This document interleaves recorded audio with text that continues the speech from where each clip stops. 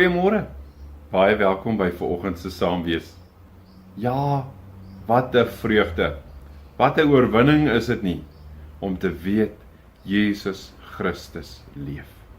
Ek probeer my sommer net vir 'n oomblik indink oor hoe die vroue moes voel daar die oggend toe hulle by die graf kom en sien die klip is weg en die graf is leeg. Ek kan net dink hoe hulle moes voel, hoe geskok hulle moes wees. Maar dan die getuienis wat daaruit verder vloei en hoe hulle dan ook gaan vertel wat hulle gesien het. Ek dink aan Matteus se weergawe, Matteus 28 vers 5 tot 6. Julle moet nie bang wees nie.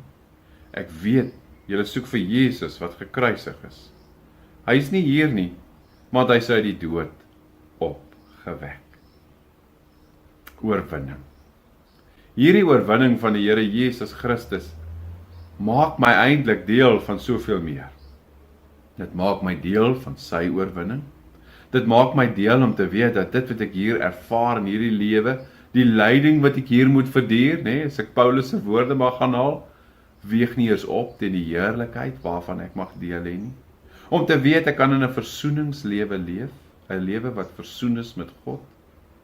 Om te weet dat ek met hierdie gedagte mag loop dat God met my nuut begin, dat elke dag nog 'n kans is wat ek van die Here ontvang, want dit is wat sy opstanding vir my bewerkstellig het. God begin met my nuut. Hoe wonderlik. Ek dink aan Paulus self wat later ook sê, dis nie meer ek wat lewe nie, maar dis Christus wat in my lewe. Hoe wonderlik.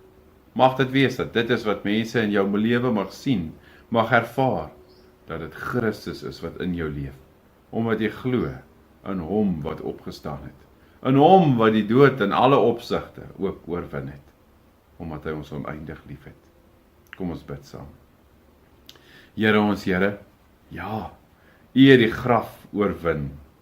U is ook die sleuteldraer van die graf waarin ek sal wees. Om te weet, dood het geen sê oor my nie, maar dat U die finale sê sal hê. Here, ek deel in daardie oorwinning. Ek weet dit is U wat in my leef en nie meer ek wat leef nie. Want U is die Here wat leef. U het opgestaan. U het waarlik opgestaan en dit verander my lewe vir ewig. Dankie Here. Amen. Mag jy in die oorwinning leef wat Jesus Christus vir jou bewerkstellig het. Mag jy 'n mooi dag hê. Pas jou mooi op.